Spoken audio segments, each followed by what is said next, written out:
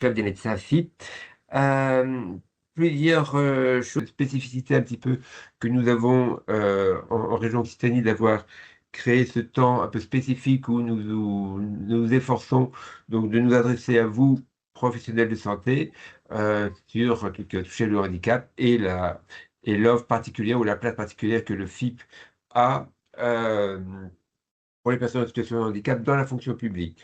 Alors, peut-être un certain nombre de points d'actualité euh, pour vous dire, je ne vais pas dire que ce soit en vrai, mais un certain nombre d'idées ou de points qui me semblent importants. Ce que vous, le, pour dévoiler un aspect un petit peu de l'arrière-boutique et du FIP, le film vient de passer une étape particulière qui est d'avoir signé une nouvelle COG. La COG, c'est sa feuille de route qu'elle signe avec son établissement gestionnaire qui est la Caisse des dépôts et les ministères de tutelle. Et donc cette COG emporte euh, toute tout un plan d'action pour le FIP, donc pour les années 2025-2029, avec des objectifs, des étapes, des, oui, des étapes qui sont à remplir et qui vont marquer, qui vont l'offre du FIP et ce qu'elle va s'efforcer de faire, de déployer, d'améliorer au cours des 4 prochaines années. Euh, et je ne vais pas dévoiler les 50 points parce que ça serait trop, mais parmi les sujets qu'il y a peut-être à évoquer, c'est en tous les cas pour le FIP, l'idée et le souhait et la demande, en tous les cas, c'est d'améliorer euh, sa proximité avec les employeurs en ayant une offre simplifiée. Et cette simplification, on va la retrouver un peu dans toutes les étapes, à la fois dans le catalogue, dans les modalités de conventionnement avec les employeurs et dans également tous les outils informatiques. Euh, alors, pour l'illustrer, deux points, peut-être trois. Le premier, par exemple, dans cette proximité, c'est que le FIP va réintroduire la plateforme téléphonique qu'il y a, enfin, qui est proposée pour que tout employeur puisse contacter la plateforme donc, de gestion des aides lorsqu'il y a une difficulté, lorsqu'il y a un questionnement.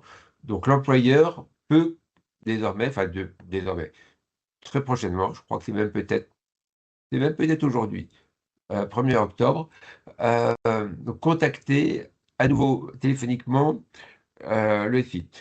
Dans les éléments également de modernisation, de simplification, c'est que il y aura un nouvel outil informatique qui va être déployé pour toute la campagne, ce qu'on appelle la DOETH, la déclaration obligatoire handicapé, donc qui est cet exercice, entre guillemets, par lequel les employeurs déclarent leur personne en situation de handicap. Voilà, donc la COG, c'est quelque chose d'important qui vraiment structure l'action du FIP pour les 4, 5 prochaines années. En préparation, prochainement, donc un comité national du FIP, donc l'instance de gouvernance du FIP, dans une quinzaine de jours. Et à cette occasion, plusieurs points sont à l'ordre du jour. Je les annonce sans forcément donner le contenu, mais euh, en préparation, donc, une, euh, une évolution donc, du catalogue qui est demandé, proposé au 1er janvier 2026. Pas de grande révolution, mais surtout des simplifications. Toujours l'idée d'avoir une offre qui se simplifie, qui est facile à instruire. Et également, toujours dans l'idée de faciliter, simplifier, c'est le modèle de convention employeur. Lui également va être sensiblement remanié pour effectivement qu'il soit plus simple à déployer. Donc, aider un employeur, et en particulier donc les employeurs en primo-conventionnement, d'aller vers le conventionnement de façon plus simplifiée.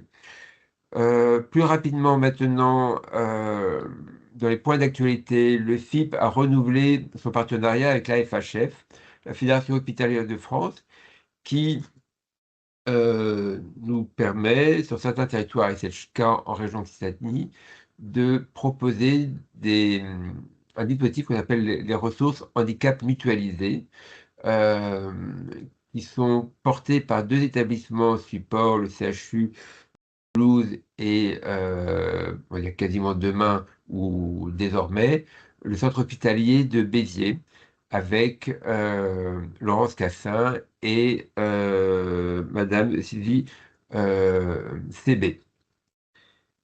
Point d'actualité, on aura l'occasion donc de communiquer particulièrement au moment de la SEPH et FIP et AGFIP donc vont communiquer sur un nouvel étude qui sera proposé. Et peut-être que, Émilie, vous allez en parler, mais enfin, avec la programmation du Handipact 2025, le dernier rendez-vous de l'année sera la présentation d'un guide, bâtir et mettre en œuvre une politique handicap. C'est toujours aussi l'idée que la région Occitanie propose des outils à portée nationale, et donc un guide, comme on a proposé le guide sur la retraite des agents en situation de handicap ou le guide du reclassement. Cette année, ça sera un guide sur bâtir et mettre en œuvre une politique handicap, et tout cela pour aider, accompagner des établissements dans leur politique handicap ou à mettre en œuvre, à mettre en œuvre un conventionnement avec les filles. Voilà, Émilie, j'ai peut-être été un petit peu trop long, mais je vous repasse la parole. Merci beaucoup pour ces éléments introductifs. Donc effectivement, alors je n'avais pas prévu de parler du guide, mais juste un petit peu quand même pour vous redire où on en est. J'avais prévu de vous parler de la programmation du Handipact. Avec les prochaines réunions. Je ne vais pas rentrer dans le détail de cette programmation. De toute façon, le support vous sera remis. Un point quand même important porte sur l'événement qui va avoir lieu en présentiel à l'occasion des 20 ans du FIP, le 4 novembre 2025, et qui est ouvert à tous et auquel je vous invite à venir nombreux. Concernant ce club des médecins du travail à proprement parler, on est là sur l'objet de ce webinaire est bien à la fois que chacun comprenne bien, même si vous connaissez vos métiers, hein, c'est pas l'objet là de vous expliquer vos métiers, mais de bien comprendre comment les missions des médecins du travail et du référent handicap sont bien complémentaires et comment cette complémentarité est nécessaire dans l'accompagnement des agents en situation de handicap. De partager également avec vous des modalités pratiques qui ont été mises en place d'organisation et de coopération à travers des témoignages. Donc, je remercie les participants les intervenants à venir que je vous présenterai tout à l'heure pour leur témoignage, et donc d'identifier quelles peuvent être les bonnes pratiques, qu'est-ce qui fonctionne, qu'est-ce qui ne fonctionne pas, quels sont les points de vigilance dans le cadre de ce binôme médecin du travail référent handicap. Donc, il va y avoir, je vais vous présenter un temps un peu on va dire de généralité, donc pour recadrer un peu quelle est la complémentarité sur le binôme médecin du travail référent handicap et les enjeux de l'articulation du binôme. On aura une deuxième partie de témoignage avec le CDG 34 qui intervient et le centre universitaire de Montpellier. Et puis un troisième temps, un peu de tour de table, si parmi vous, certains souhaitent partager justement des expériences, des outils, des solutions, des bonnes pratiques ou des points de blocage sur l'articulation référent handicap médecin du travail. Nous pourrons prendre ce temps-là d'intervention, présentation. Donc, concernant le binôme médecin du travail référent handicap, juste pour recadrer un peu les choses, donc la fonction publique, évidemment, comme le secteur privé, se doit de garantir la santé, la sécurité, l'égalité du traitement de ses agents, et en particulier des agents en situation de handicap, nécessairement. Et depuis la loi 2005, qui est en plus, donc c'est bien pour ça qu'on fête les 20 ans du FIP, on va fêter également les 20 ans de cette loi.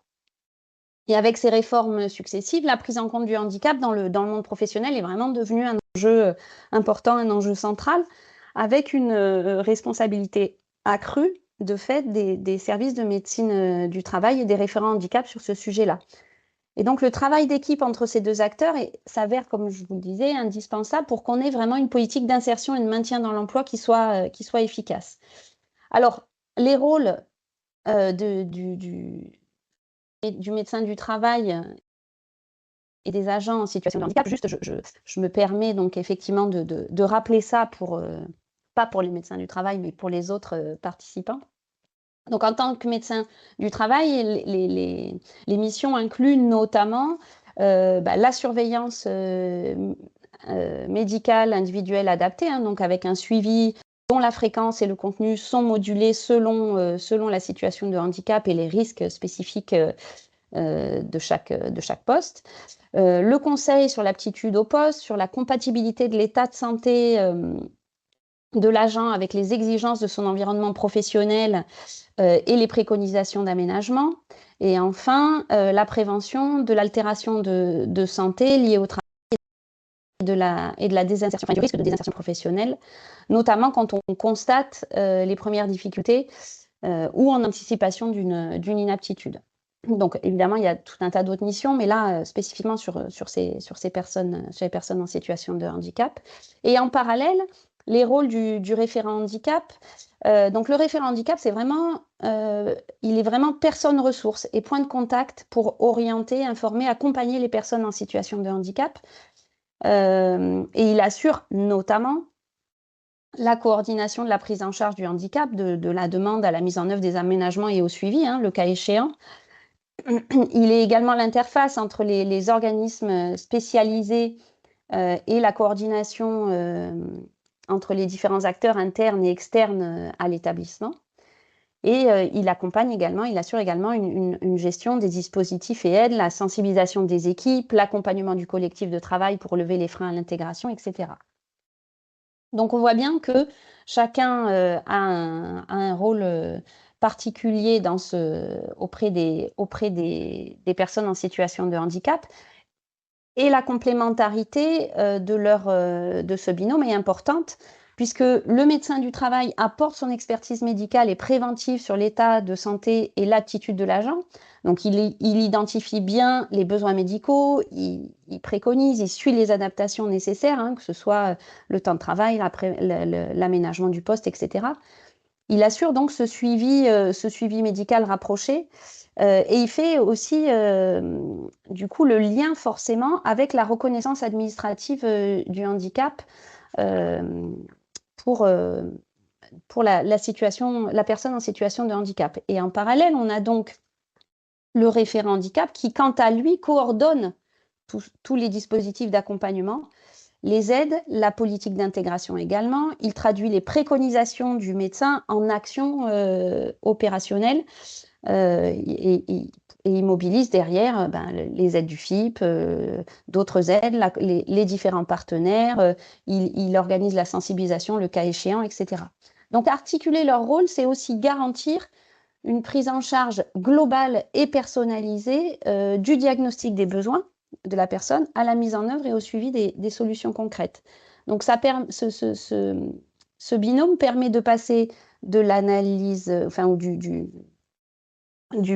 l'analyse médicale à la réponse globale, pragmatique et personnalisée dans la durée.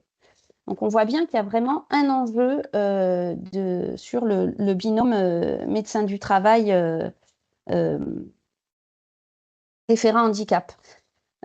Pour structurer l'accompagnement des agents. Donc, cette articulation claire entre l'expertise médicale et la déclinaison opérationnelle est vraiment importante et le référent handicap, comme le médecin du travail, anticipe, ajuste, sécurise chaque étape du parcours professionnel de l'agent. Donc, tout au long de ce parcours professionnel de l'agent, on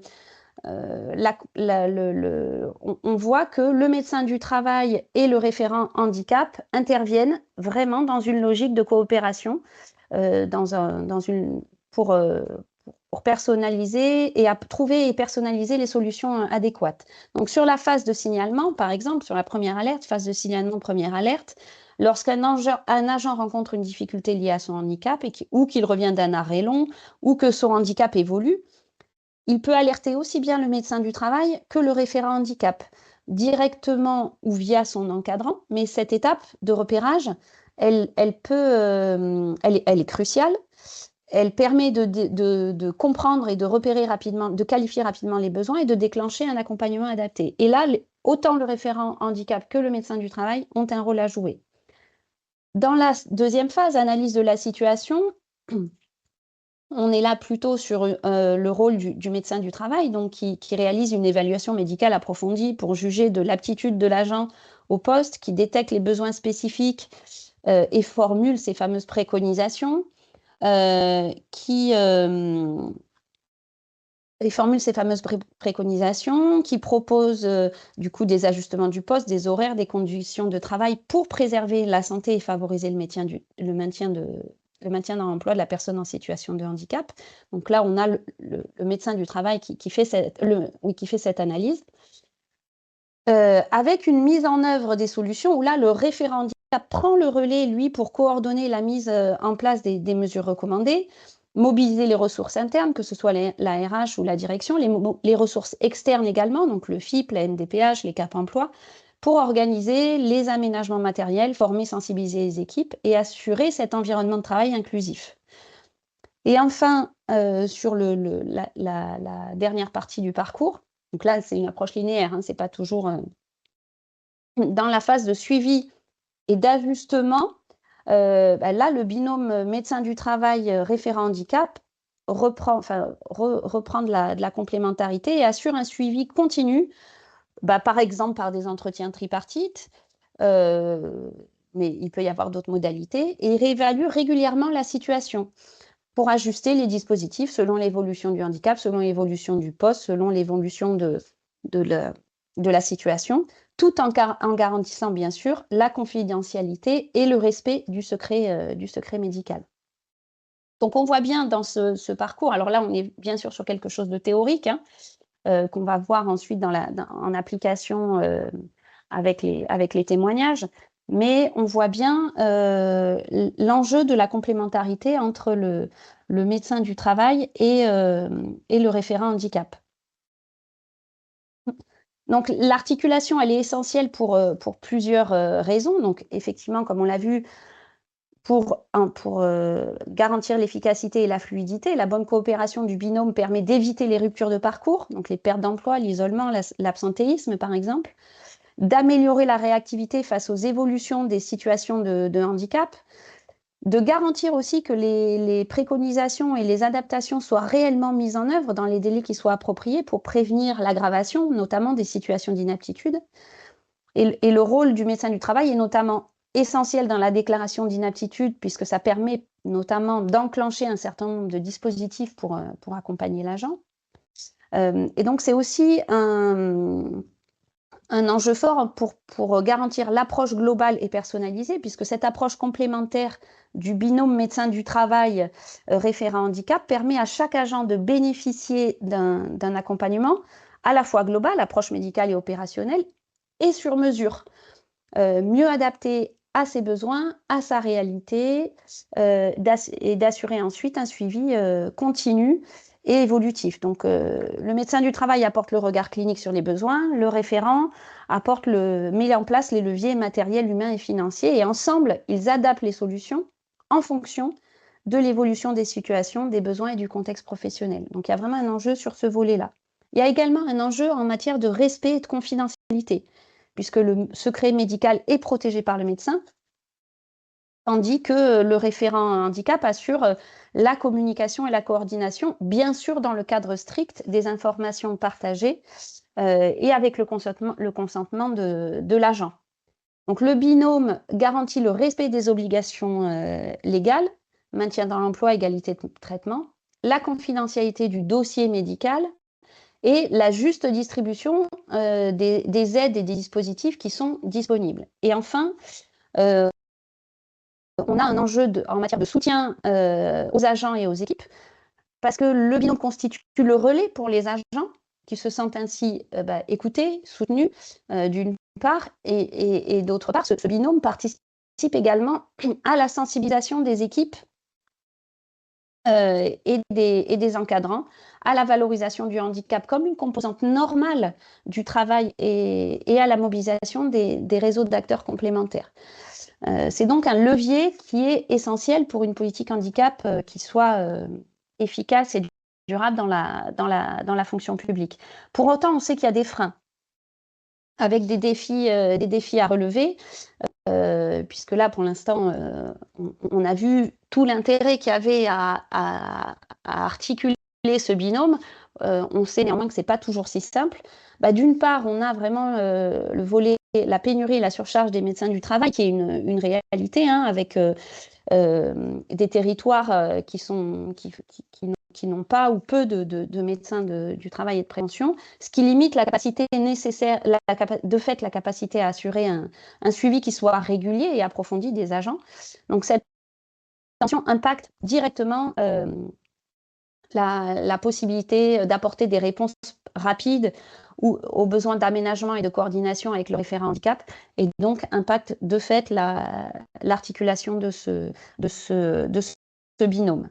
On a également des défis à relever en matière de respect du secret médical et de coordination, puisque ce n'est pas toujours si simple en fait de construire une collaboration dans le strict respect du secret médical, puisque ça peut limiter les échanges d'informations nécessaires.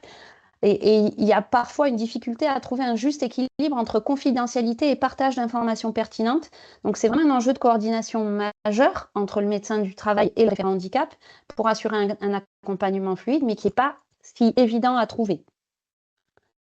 On a également un enjeu, un défi à relever sur le travail en réseau et la communication auprès des agents et des encadrants. La sensibilisation des équipes et des responsables hiérarchiques est parfois encore insuffisante. Ça, on le sait, c'est un levier sur lequel on peut toujours progresser et faire mieux. Donc ça peut engendrer des difficultés d'intégration et d'isolement des agents. Et dans ce cadre-là, le binôme peut avoir des difficultés, le binôme médecin du travail référent handicap peut avoir des difficultés à intervenir et à agir pour changer les regards et mobiliser collectivement autour du handicap. Et enfin, la difficulté se situe également sur l'accompagnement dans la durée, puisque les agents en situation de handicap ont souvent besoin d'un suivi de longue durée avec des adaptations évolutives au fil de leur carrière et de la progression éventuelle de leur handicap ou de l'évolution de leur handicap. Or, on sait que les moyens sont parfois insuffisants pour assurer une continuité pertinente et un accompagnement qui soit vraiment durable. Pour optimiser cette coordination et malgré ces défis à relever, on a, nous, d'ores et déjà identifié quelques bonnes pratiques et quelques outils, mais les intervenants vont rentrer davantage dans le détail avec une approche vraiment très concrète de comment, eux, ils ont mis en place l'articulation binôme médecin du travail référent handicap. Mais d'ores et déjà, quand même, je vous propose quelques bonnes pratiques. Donc, évidemment, des rencontres régulières et des échanges formalisés entre le médecin et le référent handicap, avec des points partagés sur les situations en cours, sans pour autant, bien sûr, déroger au secret médical, mais qui nécessite, du coup, la mise en place d'un mode de fonctionnement adapté et balisé tout au long du quotidien des agents en situation de handicap. L'organisation d'entretiens tripartites, comme je vous l'ai évoqué tout à l'heure, incluant l'agent pour entendre ses besoins, ses attentes et co-construire une réponse adaptée. L'utilisation d'outils communs sécurisés, tels que des fiches de suivi, pour centraliser les demandes d'aménagement, par exemple, leur état d'avancement, les financements associés, ces outils ont vocation un peu à formaliser et à assurer la traçabilité du suivi. La formation croisée et la montée en compétences avec l'organisation d'échanges interprofessionnels de manière à ce que le volet médical et le volet référent handicap ne soient pas faits de manière cloisonnée, mais plutôt en harmonisant les pratiques et en partageant les expériences. Et en termes d'outils, je vous l'ai évoqué là, hein, c'est le lien avec les bonnes pratiques. On a donc les fiches de liaison confidentielles, des plateformes numériques internes, des guides pratiques handicap internes à l'établissement, la sensibilisation des encadrants, la mise en place de groupes de parole ou d'espaces d'échange professionnels pour faire part des difficultés rencontrées, partager les outils et bonnes pratiques, un peu comme finalement on fait dans le cadre de ce club des médecins du travail. Donc voilà, en conclusion de cette introduction sur le binôme médecin du travail référent handicap, on voit bien que l'articulation est nécessaire. Enrichie par ces outils et ces pratiques, elle crée un écosystème qui est favorable à l'accompagnement individualisé et durable des agents en situation de handicap. Et ce partenariat assure une prise en charge qui est respectueuse de la confidentialité et des droits de chaque agent, mais aussi permet d'apporter une réponse adaptée aux besoins spécifiques dans toutes les dimensions de la santé, de l'environnement professionnel et du parcours de carrière.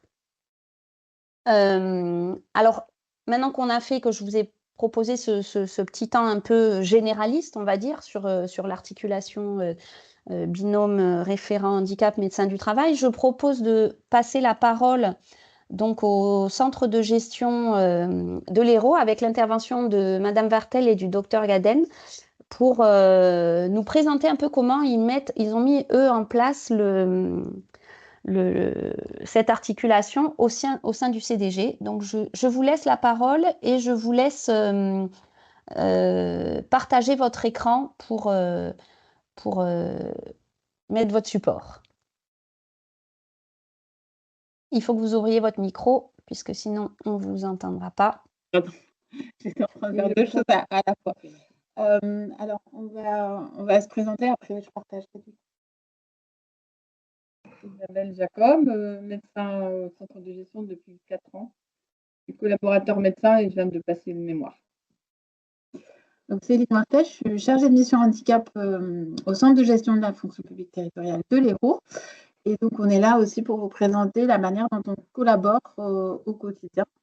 Merci beaucoup à Handipact et au FIP pour nous permettre de nous exprimer sur ce sujet parce que ça nous tient à cœur. Parfait, merci.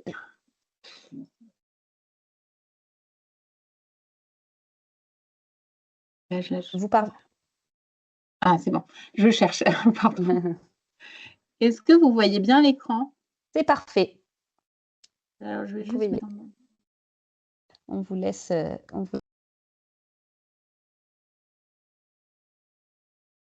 Voilà. Vous voyez bien là, c'est bon, hein? Parfait, allez-y. Je vous remercie. Donc, je vais commencer. Alors là l'idée de on a été très créatif au centre de gestion. Cette présentation a été faite par Lisa Caillol, qui est apprentie à la mission handicap du centre de gestion et que je remercie. D'ailleurs, l'idée, c'était de vous apporter aussi un outil un peu créatif, un peu aussi la façon dont on travaille au centre de gestion. On essaie de trouver des sources ou des moyens de travailler avec peu, parce qu'on a, ça je pense qu'on se rejoint tous là-dessus, on n'a pas forcément peu de moyens, la contrainte de temps a été aussi évoquée. Donc voilà, ça reflète tout à fait la façon dont on travaille. Donc sur un peu notre organisation, je vais vous expliquer avec quel type on le fait à 2 voix avec le docteur Gaden Jacob, pour contextualiser. Et je vous explique un peu l'organisation. Donc, au niveau de la coopération référente handicap et médecin du travail, au niveau du centre de gestion, on ne travaille pas qu'avec cette coopération est aussi alimentée par d'autres services qui permet de mieux accompagner les personnes en situation de handicap notamment, mais toute personne en risque, en risque de rupture de parcours ou qui a des difficultés au niveau de la santé et qui pourrait être reconnue en situation de handicap.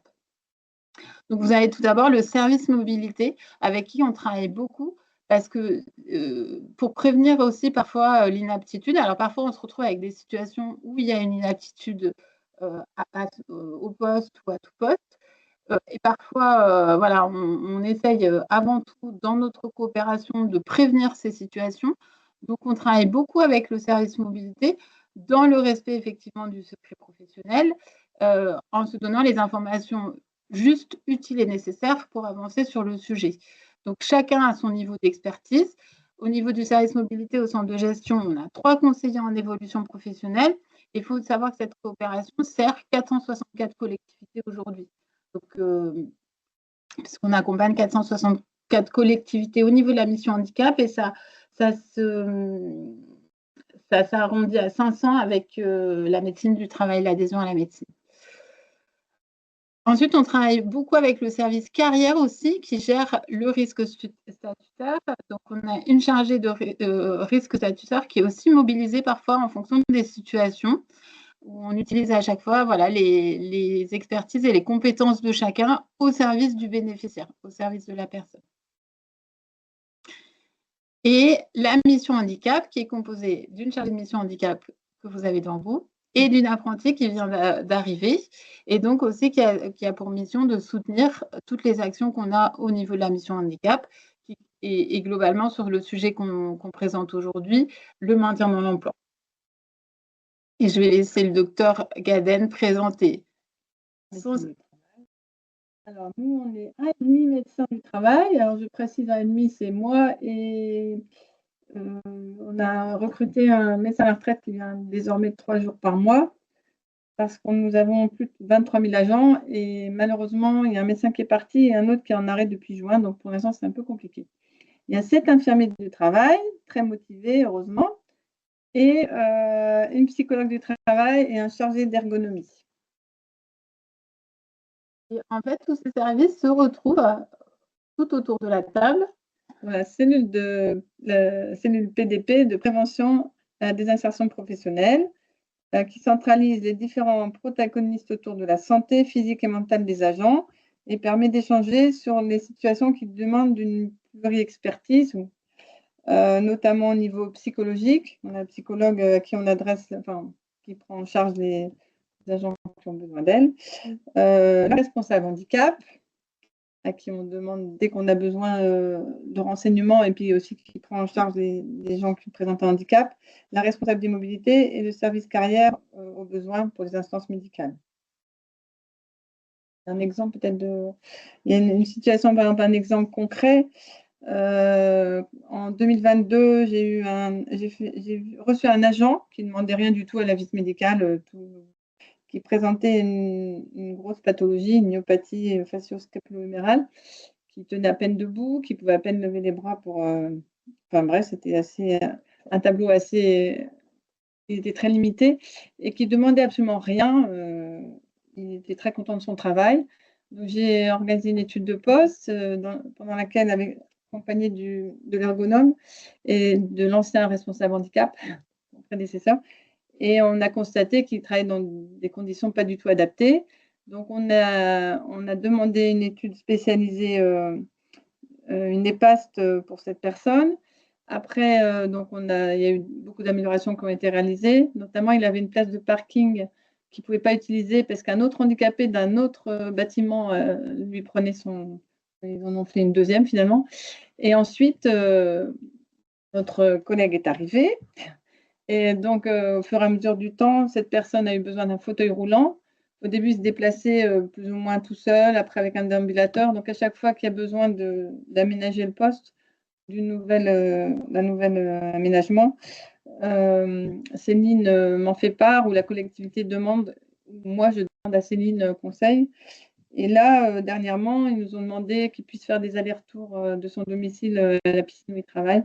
Donc c'est pareil, je me suis tournée vers Céline pour lui demander conseil pour savoir comment procéder.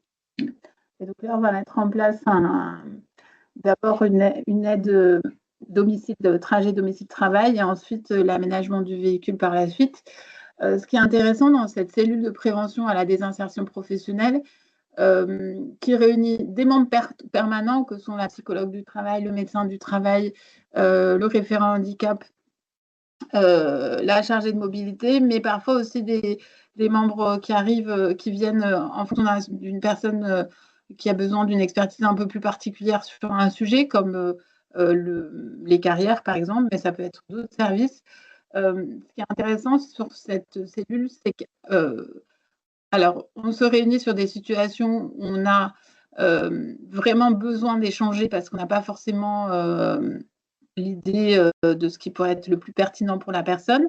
Mais au-delà, on fait un suivi de toutes les situations qu'on a rencontrées et ça permet d'avoir vraiment un accompagnement au long cours des personnes pour s'assurer du maintien dans l'emploi au maximum.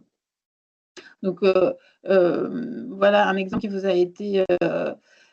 été présenté d'un cas où le handicap est très important. Après, ça peut être des situations où le handicap est un peu moins important, mais où les solutions proposées au niveau de l'employeur sont plus limitées du fait du métier ou du fait de l'environnement ou de l'organisation interne. Donc, l'idée, c'est de pouvoir vraiment échanger, partager. Nous, ce qui est important en fonction du handicap, enfin, le docteur vous l'a exprimé, il y a une EPAST, donc une étude préalable à l'aménagement du poste. Ce qui est important de savoir, c'est le type de handicap, puisqu'on préconise, on a besoin de savoir.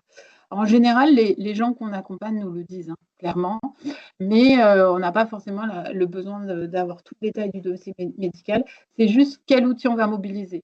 Il y a des outils qui sont spécifiques à certains types de handicap, comme les appuis spécifiques. On a besoin de savoir vers quel outil on propose, mais l'agent est informé et puis de toute façon, le médecin le valide dans ses préconisations. Donc ça vous a été un petit peu dit, mais voilà un peu le parcours au niveau du centre de gestion et des 23 000 agents qu'on peut accompagner potentiellement, qu'ils soient reconnus ou pas en situation de handicap d'ailleurs, ce cheminement est valable. Alors la visite médicale, bon, ils auraient pu me mettre quelques cheveux quand même. On reçoit les agents, ils évoquent les soucis rencontrés sur le lieu de travail. Quand ce sont des agents qui sont reçus par les IDEST, on fait un staff avec les IDEST quand ils ont besoin de conseils ou quand ce sont des gens qui doivent nous staffer. Après, quand il y a une situation de handicap, en général, on en rediscute et puis on voit ce qu'on peut faire et on se tourne souvent vers Céline quand il y a un problème. Voilà. Ensuite, moi, je suis sollicitée. Alors, c'est vraiment, on avait cette cellule de prévention des insertions professionnelles, mais après, notre collaboration, elle est vraiment quotidienne. Moi, je suis sollicitée vraiment pour apporter un conseil sur ce qui peut être pertinent en termes pour pousser un peu l'évaluation des besoins de compensation. Donc, tout ce qui est aménagement de poste, aide financière, accès aux droits, tout ça en partenariat. Le CDG a vraiment développé au maximum ses partenariats avec la MDPH notamment, puisqu'on sait que parfois, la notification MDPH est importante et urgente pour pouvoir aménager le poste et que si le poste n'est pas aménagé, l'agent est soit en danger, soit en risque de rupture importante. C'est comme quand on demande un appui spécifique de manière urgente, on fait la même chose avec la MDPH. Avec l'ergonome aussi, on peut échanger sur la situation avec effectivement les services du FIP quand on a besoin de plus d'informations. On a un partenariat aussi avec Cap Emploi, avec le CRIP, qui est un établissement et service de réadaptation professionnelle. Et en fait, tous ces partenariats vont permettre d'alimenter, je vous en ai donné quelques-uns, mais on a à peu près 70 partenaires au niveau du CDG, que ce soit du droit commun, parce qu'on ne le rappelle pas tout le temps, mais le handicap, c'est avant le droit commun, avant d'utiliser les dispositifs spécifiques, mais aussi des dispositifs spécifiques qui peuvent aider au maintien dans l'emploi, comme l'emploi accompagné, qui n'est pas écrit, mais voilà, c'est un autre exemple de partenariat. Ensuite, on fait un petit feedback. Oui, parfois, moi, je fais un petit feedback, par exemple, au médecin par rapport à toutes les idées que je peux avoir, ou je lui transmets les bilans d'ergonomie, d'appui spécifique ou des PAST. par exemple, pour un fauteuil roulant, pour le transport, là, dont je parlais tout à l'heure, les bons de transport. Voilà, et ensuite, il y a un suivi qui est assuré par le référent handicap pour les personnes en situation de handicap et qui est doublement assuré par la cellule de prévention de désinsertion professionnelle quand les personnes l'ont intégré. Maintenant, on va vous parler, après la modalité de coopération, des actions de prévention et de sensibilisation qu'on a pu faire parce que le travail du référent handicap et du médecin ne s'arrête pas à l'accompagnement des individus. Mais on collabore ensemble pour pouvoir mieux sensibiliser et déconstruire la représentation autour du handicap, mieux informer, mieux faire former les ressources humaines, les personnels, les managers, mais aussi les personnels de santé.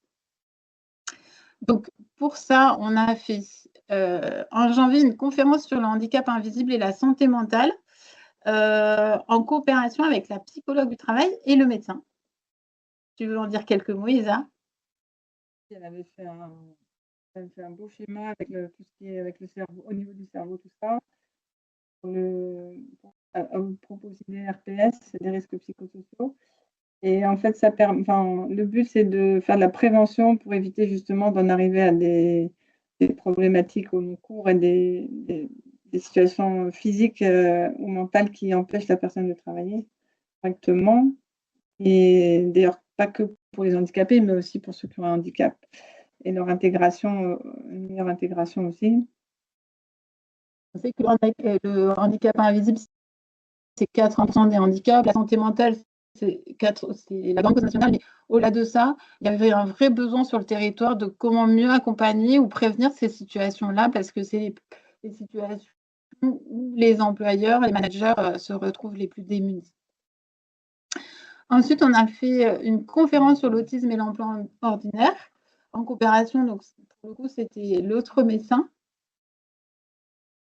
Donc, l'objectif, c'était d'avoir des outils pour mieux apprendre. Donc, la prochaine conférence est le 13 novembre, puisqu'on en fait en co-organisation avec d'autres partenaires comme le Centre de ressources autistiques, le CHU, le Service public de l'emploi, l'IRTS. On refait une conférence sur l'autisme et l'emploi ordinaire le 13 novembre. Voilà, le but, c'est d'avoir des outils pratiques pour accompagner les personnes qui ont un trouble du spectre autistique. On a fait également une sensibilisation aux troubles psy. Cette sensibilisation, elle a été faite pour les infirmiers et médecins du travail. Donc, on a fait intervenir un psychologue du travail en réunion de service des médecins et infirmiers du travail. L'objectif, c'était que les médecins et les infirmiers aient une meilleure connaissance de ce qui se passe sur le terrain. Parce que souvent, ils reçoivent en visite. Parfois, ils vont sur le terrain, effectivement. Ils n'ont pas forcément le suivi et la finesse des accompagnements qui se passent sur le terrain, et notamment comment on repère et on accompagne des personnes qui ont un trouble. Et ça, c'est tout neuf, puisque vendredi dernier, on a fait des Olympiades inclusives de la fonction publique. Donc, la médecine a participé.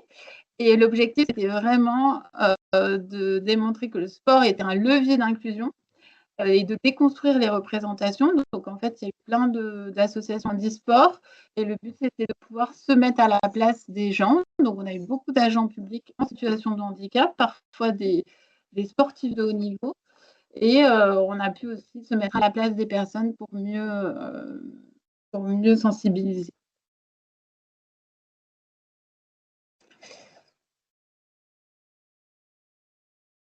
On verra peut-être après pour les questions. On verra après les questions, continuer. D'accord. Voilà. Ok, très bien. Et là, maintenant qu'on a fait tout ça, alors le programme de sensibilisation, il va perpétuer sur l'année 2026. Sur un nouveau programme où, du coup, la médecine est toujours associée le référent handicap associe la médecine à ses actions de sensibilisation et le médecin du travail associe le référent handicap à l'accompagnement des agents aussi et à la prévention aussi parfois sur certains sujets. Et là, on s'est intéressé dans cette programmation 2026 à faire un petit diagnostic aussi de ce qui n'allait pas. Et on a dégagé des pistes d'amélioration. Alors, ce qui ne va pas, clairement, tu peux en dire un mot.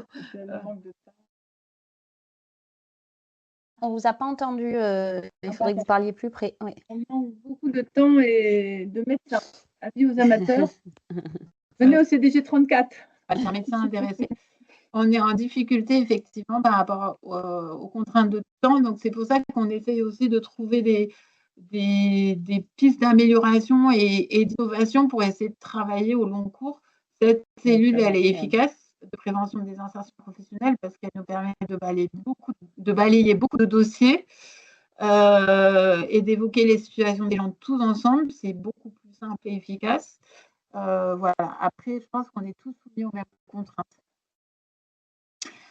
On a aussi dégagé la nécessité de faire plus d'actions de prévention parce que agir quand la personne est en situation de risque fort de rupture ou en situation de handicap, oui, mais qu'est-ce qu'on fait pour éviter ces situations-là aussi? Donc ça, on a évoqué le fait qu'il fallait plus engager d'actions de prévention, notamment avec tout ce qui est risques psychosociaux, mais au-delà sur les risques importants dans les métiers. Ça sera intégré dans notre programmation 6. La sensibilisation individuelle et collective, notamment au niveau des collectivités, on a remarqué il y a beaucoup de handicaps invisibles, mais même pour le handicap visible, les gens ne sont pas toujours bien reçus ou bien aidés. C'est pas évident, mais je pense que nous pensons qu'il y a une énorme sensibilisation, notamment au niveau collectif, à faire pour mieux intégrer les gens qui présentent un handicap.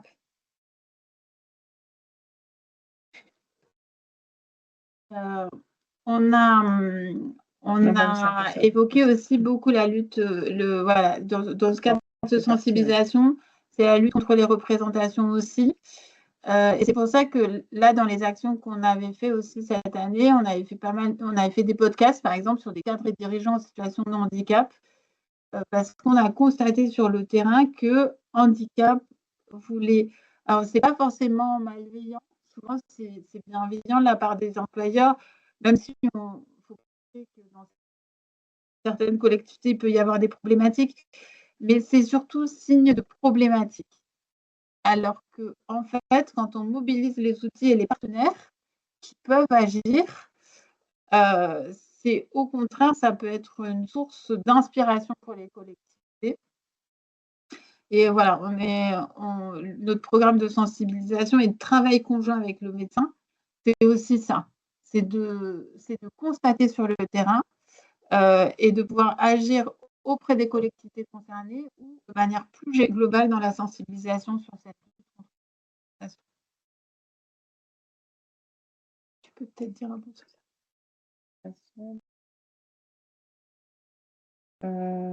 Sur la formation pour les médecins et infirmiers. Je veux dire, pas oublier des formations qu'on peut avoir en plus.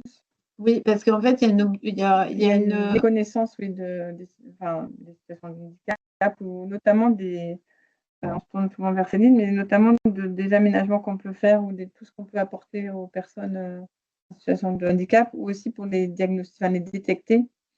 Parce qu'en général, moi, les gens que j'ai reçus qui présentaient les handicaps les plus sérieux sont des gens à qui je pense le travail apporte beaucoup et sont des gens qui ne demandent rien, qui sont d'un courage hallucinant et qui rendent parfois plus difficile certaines visites où les gens chipotent pour un petit truc alors que franchement, ils sont plutôt ceux que j'ai qui ont des énormes handicaps, ils ont vraiment une envie de vivre, une joie de vivre, un bonheur d'aller au travail, c'est impressionnant. Et vraiment, ça c'est pour les gros handicaps. Les autres, c'est vrai qu'il y en a aussi qui, par exemple, la RQTH, c'est parfois difficile de leur faire accepter l'idée d'en demander une, la reconnaissance en qualité de travail handicapé, parce que rien que le mot handicap, ça paralyse pas mal de personnes.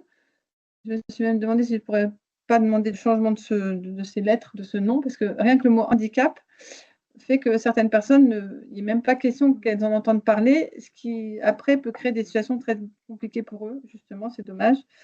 Et voilà, donc c'est un sujet là-dessus, mais voilà. En fait, il semblait que c'est lié aussi à la contrainte de temps et à l'obligation de formation des médecins et infirmiers sur leur formation propre métier. Et en fait, il y a une méconnaissance quand même de tous les outils et dispositifs qui permet d'accompagner les personnes en situation de handicap. Donc, c'est plutôt dans ce cadre-là, la formation, d'apporter une complémentarité pour que les médecins et infirmiers puissent mieux agir. On le fait au détour parfois d'une situation. Mais voilà, ça c'est vraiment une volonté de pouvoir apporter ce complément d'information aux médecins. Ça ne veut pas dire qu'ils doivent l'apprendre par cœur, mais surtout qu'ils aient la connaissance de ce qui existe sur le territoire pour derrière pouvoir interpeller le référent en fonction des situations, mieux repérer les situations qui en nécessitent. Et puis la dernière piste d'amélioration, merci le FIP, vous y avez répondu, c'est qu'on avait détecté qu'on aurait besoin d'outils RH pour accompagner les personnes en situation de handicap et améliorer du coup le travail référent handicap médecin. Et vous y répondez en proposant ce guide pratique pour la politique RH, donc c'est parfait. Merci beaucoup pour ce témoignage. Et pour pour son caractère très complet. Je propose qu'on concentre toutes les questions ou les partages d'expérience après le témoignage du CHU de Montpellier. Donc, je ne sais pas qui prend la parole en premier au niveau du CHU parce que vous êtes plusieurs intervenants. Donc, je vous laisse vous présenter et dérouler votre témoignage. Je vous remercie. Okay. Bonjour. Donc, moi, je suis Magali Bernard. Je ne sais pas si vous voyez le partage d'écran. Normalement, ça doit marcher. Oui, si, c'est parfait. Okay. Ouais, on le voit très bien. Donc, on va être plusieurs intervenants parce que la politique handicap au sein du CHU se veut en fait collective sur tout un pôle qui s'appelle donc le pôle accompagnement professionnel et social. Donc, c'est pour ça qu'on va être nombreux à intervenir, vu qu'on est nombreux à faire, du moins à générer la politique handicap au sein du CHU de Montpellier. Donc, pour commencer, il y a l'équipe d'accompagnement professionnel qui est une des premières portes d'entrée d'une personne en situation de handicap. Pour le CHU, il y a 3 chargés d'accompagnement qui doivent être connectés. Donc, il y en a une, c'est Madame Lagrioui, que vous connaissez vu que c'est l'ancienne RHM de la région Occitanie-Ouest. Ça représente 287 accompagnements suivis dans l'année 2024. Il y a 2 types de contextes de la demande. Soit c'est une problématique de santé, soit c'est une restructuration. Évidemment, on suit une majorité de soignants vu que c'est le reflet de la population hospitalière. Donc, il y a Madame Lagrioui, il y a Madame Simoni qui doit être présente et il y a Madame Calme également. Les chiffres clés de l'accompagnement professionnel, c'est 183 accompagnements initiés en 2024. Alors, quand on dit initiés, ça veut dire qu'ils ont commencé en 2024. Il y en a certains qui sont continus, c'est-à-dire qu'ils peuvent avoir commencé en 2023 et continuer même encore aujourd'hui. L'accompagnement est un temps long. En fait, ça peut être 6 mois, comme ça peut être 1 an et demi, 2 ans. Ça dépend le professionnel et son besoin. Sur les sorties du dispositif d'accompagnement, dans 51% des situations, une solution a été trouvée. Donc, les solutions trouvées, ça peut être un reclassement, ça peut être un mouvement interne sur d'autres fonctions, ça peut être à l'extérieur du CHU. Ça peut être beaucoup de choses.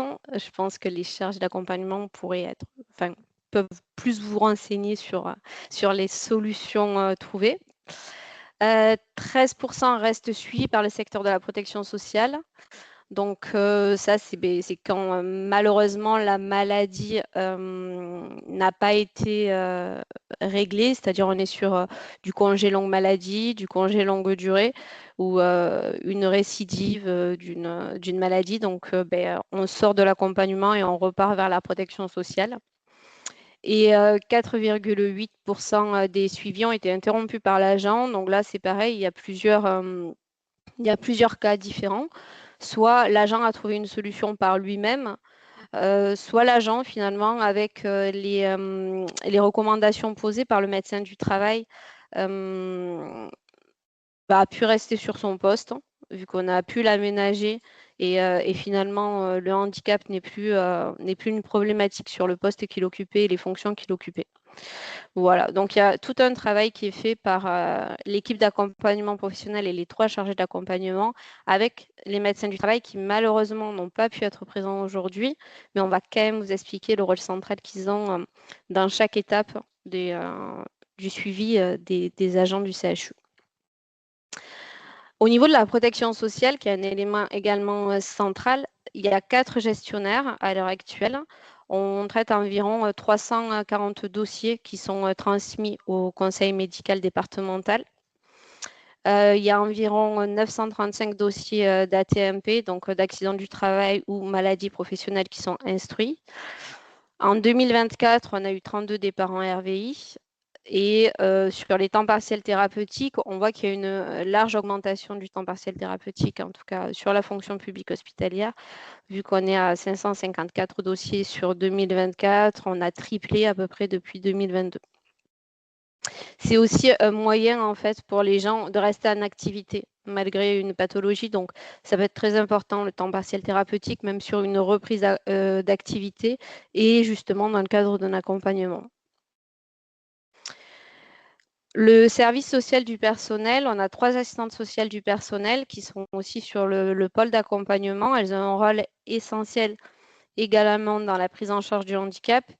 Elles sont réparties par pôle, ce qui permet de mieux identifier en fait les personnes ressources au sein de l'établissement, vu que on ne peut pas le nier, le CHU de Montpellier est un très gros établissement.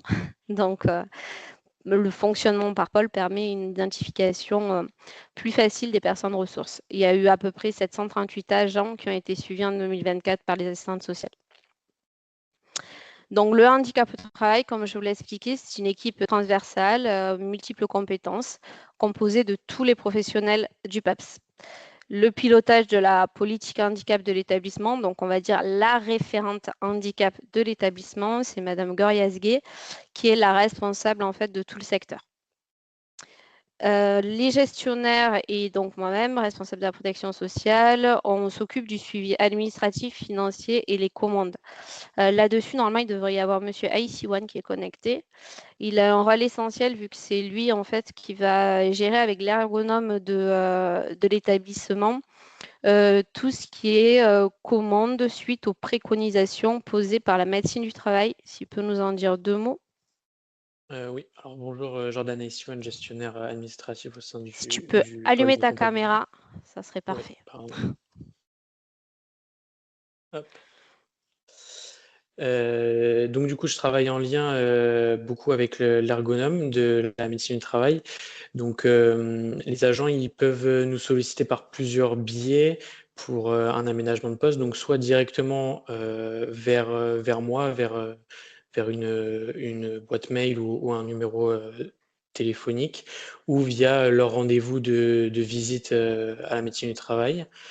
Ensuite, l'ergonome fait un état des lieux sur le poste du travail de l'agent pour dire ce qui pourrait être mis en place pour lui faciliter son poste. Et ensuite, avec les préconisations du médecin du travail, moi, je me charge de passer les commandes avec les différentes directions d'achat pour pouvoir aménager le poste de travail de l'agent. Voilà. Merci. Il y a les assistantes sociales qui vont être un élément essentiel pour faire les dossiers en fait de demande de RQTH auprès de la MDPH, les chargés d'accompagnement pour accompagner les parcours professionnels. Et il y a une assistante sociale qui a un temps dédié pour développer la sensibilisation et la formation au sein de l'établissement. Elle n'a pas pu être là aujourd'hui, mais bon, on vous la présentera lors d'un autre webinaire si on est invité. Et il y a donc un ergonome qui formalise les adaptations de poste. Un pôle donc au cœur des préoccupations professionnelles et sociales des agents, c'est un élément central du repérage des situations. Donc comment on vient chez nous en fait, c'est ça un peu qu'on va vous expliquer. Donc il y a plusieurs façons de faire appel à l'équipe d'accompagnement professionnel. La première, c'est la régulation des appels pour une orientation personnalisée selon la problématique. Donc là, je vais laisser la parole à Monsieur Guillet, Florian, qui va vous expliquer comment ça se passe. Le micro. Pardon, excusez-moi. Alors bonjour à tous, je suis Florian Guillet, gestionnaire donc administratif RH, donc avec des liens sur les missions handicap et notamment aussi sur l'orientation des fiches d'équipe d'accompagnement donc professionnel. Donc en gros, c'est un accompagnement d'agents donc avec des liens interservices. Donc on a une ligne qui est dédiée aux demandes d'accompagnement. Donc cette ligne, c'est le 3 93 41. Les agents, en fait, ils nous appellent pour évoquer une demande d'accompagnement, évoquer donc leurs différentes problématiques. C'est une problématique de santé, c'est une demande d'évolution professionnelle. Et donc, nous, en fait, à travers les messages qui sont laissés, donc on analyse la situation et on contacte donc l'agent pour l'orientation, donc pour le premier rendez-vous. Donc, selon la personne qui va accompagner donc l'agent. Dans le cas donc de l'EAP, donc on a, comme évoqué précédemment, on a trois chargés d'accompagnement. Et donc c'est dans le cadre des difficultés de santé, du handicap, donc qui a un impact aussi donc sur le travail. Donc il y a une orientation aussi qui peut se faire aussi par l'encadrement, par la médecine du travail. Donc on est en lien avec la médecine du travail puisqu'on voilà, chaque problématique de santé évoquée, on demande la fiche donc d'aptitude de l'agent donc pour voir s'il y a des restrictions qui ont été prescrites et analyser donc au mieux la situation. Il y a un lien aussi qui se fait avec le service de la protection sociale, notamment donc dans le cas de l'absentéisme, et également donc avec les assistantes sociales quand la problématique donc évoquée relève d'une situation sociale, par exemple un problème de garde.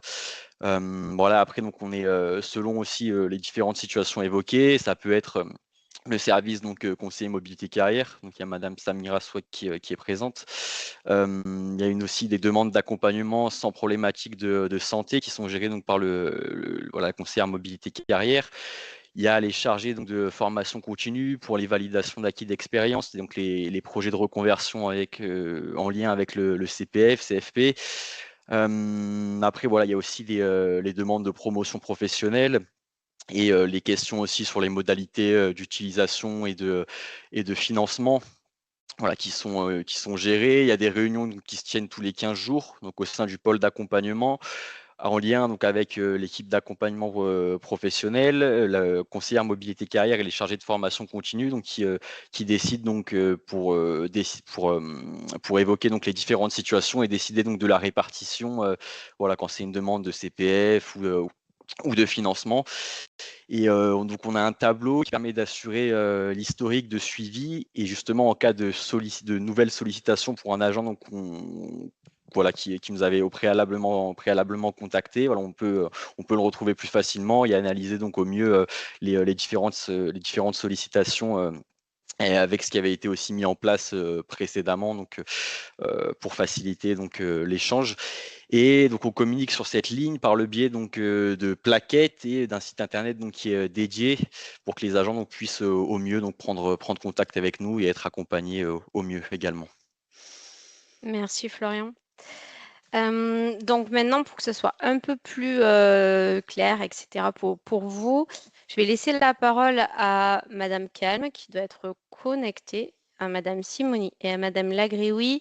Elles vont vous parler d'une situation d'une aide-soignante qui est présente, on va l'appeler Laurence, vu que c'est son prénom, et qui va nous faire en fait justement le témoignage de son accompagnement par l'équipe d'accompagnement professionnel du CHU et le lien qu'il y a eu avec le médecin du travail et le médecin agréé, vu que là on était sur une inaptitude définitive à des fonctions d'aide-soignante. Bonjour, donc je suis Florence Calme, chargée d'accompagnement professionnel. J'ai pu donc, on va vous parler de la situation de Laurence que j'ai pu accompagner suite à une période de maladie. Donc elle était suivie en protection sociale. Du coup, à sa reprise d'activité, on avait questionné le médecin du travail. Et dans tout le parcours d'accompagnement professionnel, on est en lien avec le médecin du travail, le médecin agréé, l'ergonome, mais vraiment à toutes les étapes, puisque cet accompagnement, il a débuté réellement en 2020. Elle est toujours en accompagnement, je vais vous expliquer pourquoi. Puisque dans un premier temps, donc, il y avait de la maladie, elle a été déclarée inapte aux fonctions d'aide-soignante. et qui a été confirmée par le conseil médical en 2020, et avec une reprise dans le cadre d'un reclassement. Puisqu'elle n'avait jamais exercé de mission administrative, et c'était son souhait, on a pu faire des périodes d'immersion. Des périodes d'immersion de 15 jours sur le métier d'approvisionneur, de gestionnaire RH, soit sur les contractuels, soit sur les titulaires. Et ensuite, nous avons pu elle a pu formuler une demande de reclassement, et elle a pu identifier une formation de secrétaire assistante. Et alors, toutes les périodes d'immersion ont été validées avec le médecin du travail. Alors, à l'époque, on n'avait pas encore la mise en place du référent handicap, mais à tout le parcours d'accompagnement, en fait, on fait des liens, soit en réunion mensuelle avec les médecins de prévention et de santé au travail, puisqu'on a une réunion mensuelle où on évoque ces situations, parfois en réunion pluridisciplinaire avec le médecin du travail, l'encadrement, le référent handicap aujourd'hui, la chargée d'accompagnement et l'agent. Donc ça, c'est à différentes étapes de l'accompagnement.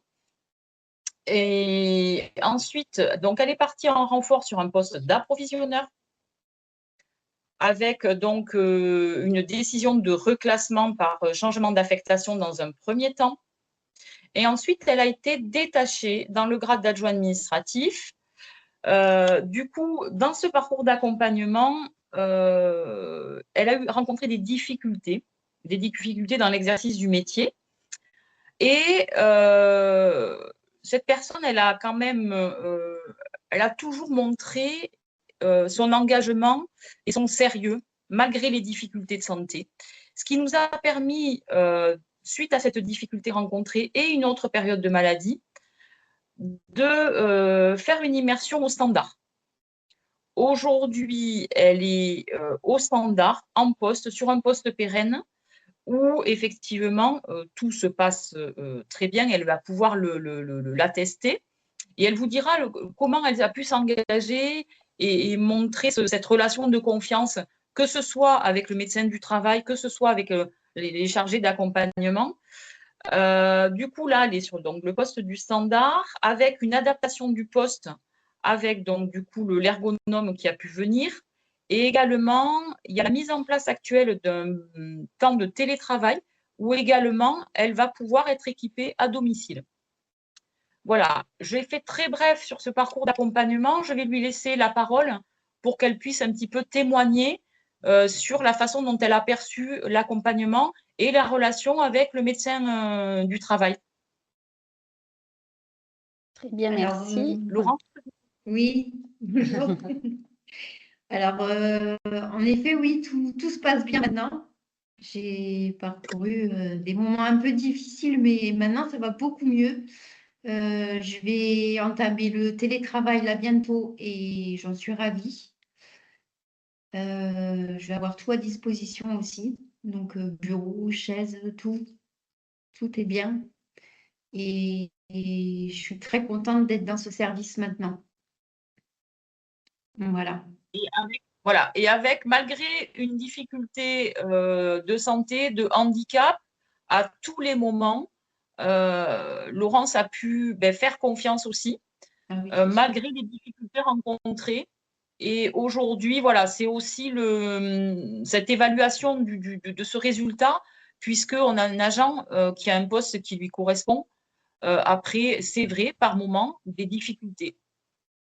Mais on ne lâche pas, que ce soit avec les encadrements, avec les médecins du travail, avec l'ergonome.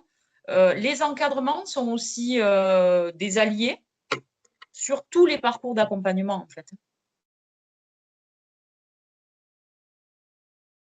Merci. Voilà. Est-ce que vous... Je vous laisse la parole, Madame Bernard, peut-être pour conclure le témoignage. Je sais pas Voilà, si... donc nous, on voulait simplement vous présenter donc, ce pôle qui est un peu une innovation sur la prise en charge du handicap dans un centre hospitalier, vu qu'on a voulu en fait le faire en équipe et pas avoir un simple référent handicap qui pilote. Donc, on a chacun des compétences différentes qui se complètent. pour accompagner au mieux les agents. Et sans ça, en fait, on pense, et je pense qu'on a assez raison, à plusieurs, on est plus fort. Et les agents ont besoin des compétences de chacun pour trouver en fait des réponses sur leur parcours. Parce qu'il faut savoir que très peu en fait ont un handicap inné, souvent là au milieu, on appelle ça un handicap acquis, c'est-à-dire on l'acquis au cours de sa carrière. Et malheureusement, c'est toujours une grosse étape. Et dans cette étape de handicap, il est important d'avoir des professionnels compétents assez spécialisés pour pouvoir répondre à chaque attente et à chaque moment en fait de l'accompagnement. Je vous remercie pour votre attention et on peut répondre à vos questions. Merci beaucoup donc pour ces 2 témoignages qui se complètent bien en termes de relations, enfin de fonctionnement du binôme médecin du travail référent handicap. Donc effectivement, je vous invite maintenant à partager éventuellement les uns les autres, soit vos questions déjà, bien sûr, vos questions-réponses, mais également vos expériences ou les outils que vous avez pu mettre en place ou les bonnes pratiques ou, comme je le disais tout à l'heure, également les difficultés que vous rencontrez. Donc, je vous invite à lever la main à cliquer sur le petit bouton lever la main si vous souhaitez intervenir ou poser une question. Et en parallèle, juste, puisque souvent dans ce temps questions-réponses, certains d'entre vous commencent, ce qui est bien normal, à quitter le webinaire. Je vous invite quand même, avant de quitter le webinaire, à renseigner le questionnaire. Je vous ai mis le lien dans la conversation. Donc, est-ce que certains d'entre vous souhaitent témoigner, poser une question, faire part d'organisations ou de difficultés qui sont rencontrées dans leurs établissements? Je vous laisse... Alors, donc, Madame Respo, voilà, vous avez ouvert votre micro. Parfait, on vous écoute. Bonjour, donc déjà merci pour ces 2 témoignages et ces expériences intéressantes. Moi, ma question, elle est sur la phase amont, c'est-à-dire comment s'est décidée cette articulation au niveau de la gouvernance en fait de vos institutions respectives. Comment cette organisation, que ce soit en pôle transverse ou plutôt en articulation de 2 services, a été décidée? Alors, peut-être au niveau du CDG, Madame Vartel, vous pouvez répondre pour commencer. Comment ça s'est décidé, comment ça s'est mis en place? Et puis ensuite, je donnerai la parole à Madame Bernard. Alors, au début, c'est venu d'une volonté très individuelle où on a commencé à échanger en se disant qu'on avait vraiment besoin de travailler sur ce sujet-là. Et ensuite, a été monté un projet d'établissement qui a été organisé par la médecine sur la coopération médecin du travail référent au travers de cette cellule de prévention de la désinsertion professionnelle, qui est un peu notre outil cadre, mais qui n'empêche pas les échanges. Après, en tant que fonctionnaire, moi aussi, je suis soumise au secret professionnel. On met toujours la boucle dans l'agent dans la boucle, puisque désolée, c'est métier écart. Du coup, puisque quand il y a une prise de contact avec le médecin du travail, il y a une prise de contact aussi avec moi. Et on a cette réunion cadre qui nous permet d'être efficaces et de travailler ensemble et de faire le suivi et l'évaluation des situations qu'on accompagne et qui nous permet d'échanger aussi en bonne intelligence au long cours, toutes les semaines. Mais c'est parti d'un projet d'établissement. D'accord. Très bien, merci beaucoup. Madame Bernard ou Madame Calmès, je ne sais pas qui. Moi, je pense qu'on va répondre à 2 voix. Madame Calme connaît aussi très bien l'historique du PAPS. L'historique du PAPS, nous, l'idée du PAPS vient de Madame Gorias, en fait, tout simplement, qui a porté en fait ce projet au niveau de notre direction. Et après, sur la politique handicap, ça vient aussi du conventionnement avec le FIP. Je ne sais pas si Monsieur de Dumas est toujours connecté, mais en fait, on avait fait un premier conventionnement, on va faire un deuxième. Enfin, là, on va reconventionner, qui a permis vraiment de structurer la politique handicap. Après, l'idée vraiment de transversalité de la politique handicap, c'est en fait aussi on s'en a aperçu, on va dire, tout au long du premier conventionnement. Clairement, on voit très vite que tous les agents qui sont suivis passent dans tous nos bureaux. Donc, à un moment donné, on s'est dit, il va falloir qu'on se mette autour de la table et qu'il y ait une vraie cohérence sur l'accompagnement de l'agent pour que on soit tous les interlocuteurs à un moment donné de cette personne. Florence, je te laisse compléter. Tout à fait. Ça se fait de façon très fluide, en fait, au fur et à mesure de cette construction du service et de la politique handicap. En fait, nous, en tant que chargés d'accompagnement, on voit qu'on sollicite d'abord les uns, d'abord les autres, mais c'est jamais le même circuit puisque ça dépend des situations individuelles derrière. Tout à fait. Monsieur de Dumas, est-ce que vous voulez dire quelque chose sur le conventionnement? Si vous êtes… Oui, volontiers. Oui. Ça y est, je suis là. Oui. Écoutez, Magali, effectivement, donc, évoque le conventionnement et c'est tout à fait à propos, puisque à travers le conventionnement, le FIP propose à des employeurs publics donc d'une certaine taille ou plusieurs employeurs publics qui se regroupent et l'idée d'avoir un bassin d'au moins 600 agents et d'offrir aux employeurs publics une modalité par laquelle l'ensemble des aides du FIP sont mis à disposition de l'employeur public pour accompagner sa politique, donc celle qu'il se construit, celle qu'il imagine, notamment donc pour accompagner tout ce qui va toucher l'insertion, le reclassement et le maintien des personnes en situation de handicap, mais pas que. Et c'est vraiment l'employeur public qui construit sa politique, qui l'articule, et le FIP vient mobiliser des moyens. Et ce que j'ai annoncé tout à l'heure un petit peu en introduction, l'idée du FIP aujourd'hui, c'est d'accélérer, de faciliter le conventionnement avec, je dirais, une nouvelle campagne de simplification. Et le travail que nous allons mener, enfin que nous menons d'ores et déjà avec Pierre, c'est de proposer en fin d'année, je crois que c'est le 18 décembre, je ne suis pas très sûr de la date, donc un nouveau guide pour vraiment aider l'employeur à construire une politique handicap, à la structurer, à calibrer, je dirais, les moyens qu'il veut en fonction de la taille et des contraintes qui sont les siennes, pour avoir une politique qui vraiment colle à ses souhaits et à sa demande. Très bien, merci beaucoup pour ce complément. Donc, une question également de Monsieur Auté ou Auter. Je vous prie par avance de m'excuser pour si j'ai écorché votre nom de famille. On vous donne la parole. Voilà. Oui, bonjour, c'est Madame Auter.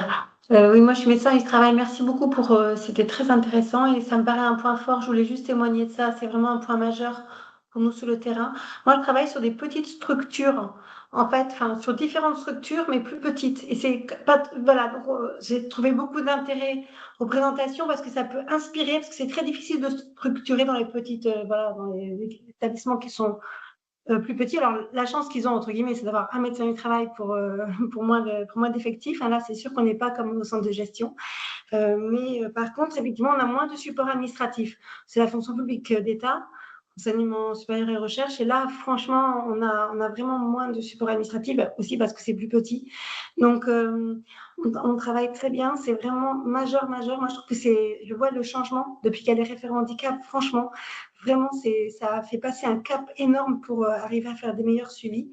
Je dirais peut-être que, juste un point important pour le secret médical, donc ça, nous, on ne peut pas y échapper. Après, par contre, on développe tout un savoir-faire de façon de parler, notamment sur le déficit fonctionnel. Donc, fonctionnellement, la thématique, il y a une gêne qui est motrice, sensorielle, etc., ou cognitive. Donc ça, on est quand même assez aguerri en général maintenant à pouvoir communiquer beaucoup plus facilement. Et ça se passe plutôt bien. Et ce que je voulais juste te dire, c'est plutôt donc un témoignage qu'une question. Oui, je voulais juste te dire que c'est très important de parler, Enfin, nous, à l'inverse, si vous voulez, en fait, notre structure, elle est petite localement, mais elle est nationale. Et en fait, au niveau local, ça se passe très bien. Mais au niveau national, c'est structuré avec d'un côté des réunions référents handicap et de l'autre côté des réunions médicales. Et ça, c'est vraiment un lien qui manque dans ces structures-là. Bon, mais c'est pas local. Voilà, c'est comme ça que c'est construit pour l'instant. Nous, au niveau local, heureusement, on a des collaborations. Franchement, c'est bien. Nous, c'est important parce qu'on connaît bien les agents, la maladie et les conditions de travail quand on est assez nombreux sur le terrain. Voilà, c'était juste ce petit témoignage. Merci encore beaucoup pour le webinaire, toujours super. Merci de votre témoignage. Monsieur de Dumas, vous voulez réagir? Enfin, oui, c'est plus une question pour le docteur Auter. J'ai une moins bonne vision sur l'ensemble des employeurs nationaux qui sont conventionnés. Est-ce que l'INSERM est conventionné avec le FIP au niveau national? Justement, vous voyez là, comme je ne suis pas toujours dans la boucle, je ne sais pas la structure. Moi, je sais comment on travaille avec notre référent handicap, mais vous voyez, c'est un petit peu ce lien-là qui peut manquer. Bon, sachant qu'on a, on a eu aussi beaucoup de chahuts, de turnover de personnel, vous le disiez, c'est une des complexités aussi. Mais voilà, donc, je pourrais revoir avec vous, si vous voulez. Oui, voilà. Alors, ce que je disais tout à l'heure, nouveau conventionnement du FIP à partir de l'année prochaine. Et je sais que dans ce qui est en préparation, il y a tout un travail pour faciliter le lien entre le conventionnement national et les représentants locaux, référents handicap, médecins du travail. Voilà, lorsqu'on a une structure nationale, un ministère ou un établissement public national qui est avec un fonctionnement pyramidal avec peut-être 80 ou 90 établissements en région. Ok, bon, bah, super, merci. Merci beaucoup. Et du coup, docteur Auter, juste, vous avez dit que ça fonctionnait bien, vous, parce que c'est intéressant. On a eu donc là un témoignage à la fonction publique territoriale, un témoignage à la fonction publique hospitalière. Donc là, on tient un témoignage à la fonction publique d'État. Comment vous vous organisez, vous, justement, vous dites que ça fonctionne bien. Comment vous avez organisé de manière un peu concrète la relation référent handicap médecin du travail? Avec 3 établissements différents, donc c'est trois fonctionnements différents, justement. Donc, il y a un établissement où il y a un référent handicap dédié qui est associé au service RH et on travaille en collaboration, médecin du travail, référent et assistante sociale. C'est très riche et on est invité là, c'est assez dynamique parce qu'on a été toujours invité à des tas de manifestations, justement des formations, comme vous disiez, sur l'autisme, les troubles du neurodéveloppement, qu'effectivement on a. Enfin, moi, je suis d'une génération où j'ai pas appris ça pendant la formation, donc c'est des nouvelles dimensions médicales maintenant qui sont bien prises en charge. Donc ça, c'est intéressant. Sur une autre structure, c'est très différent, c'est une beaucoup plus petite structure. Donc là, on n'a pas de cellule, c'est juste le référent qui appartient, qui est en fait l'ARH de l'établissement qui assure ça. Donc là, on travaille plutôt en binôme et c'est plutôt moi qui nourris au travers, enfin qui lui apporte les informations que j'ai. Enfin voilà, je fais tourner l'information et les invitations. Et cette structure vient de se doter d'une assistante sociale qui est peut-être présente au webinaire.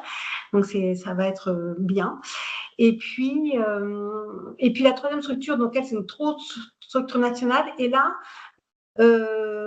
c'est en cours de réflexion parce que les choix qui ont été faits sur la délégation ont été un peu faits différemment, c'est-à-dire que c'est une personne qui est déjà en poste, qui a eu la fonction de référent handicap sans forcément avoir le temps dédié et ça c'est peut-être quelque chose aussi d'important après dans les conventionnements, de s'assurer que les personnes qui sont à ces fonctions-là ont vraiment sont détachées de leurs autres fonctions antérieures, au moins sur un temps de travail.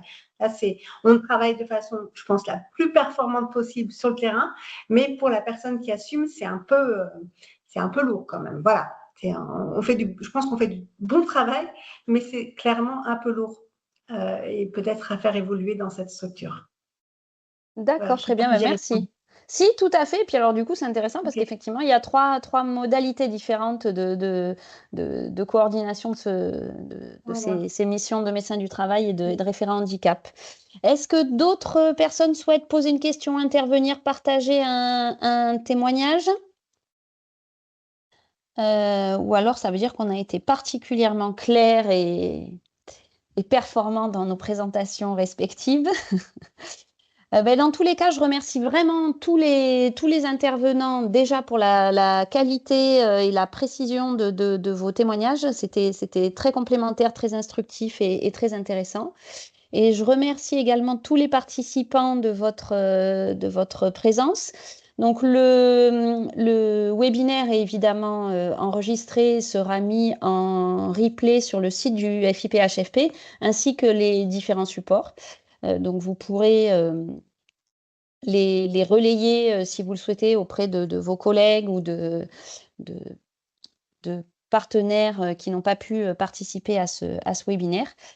Et je vous rappelle également donc, de compléter, si possible, le questionnaire d'évaluation. Et je vous donne rendez-vous, on vous donne rendez-vous avec Monsieur de Dumast sur d'autres, les prochains événements du Handipact pour continuer à vous informer sur la politique handicap. Monsieur de Dumas, vous voulez dire un mot de conclusion?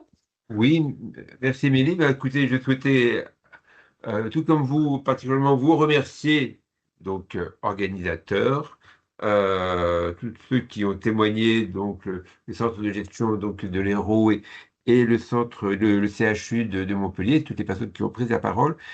Vraiment, ces échanges de pratiques, ces témoignages sont indispensables en tous les cas dans toutes ces présentations que nous faisons au titre du Handipact. Vous dire également que nous avons en préparation, je dirais, notre feuille de route. C'est un nous très collectif, donc je dirais nous un peu donneurs d'ordre. Notre partenaire, donc le Handipact, avec Pierre Jolideau et Émilie René aujourd'hui. Donc de construire une feuille de route qui colle vraiment à vos attentes et à vos besoins.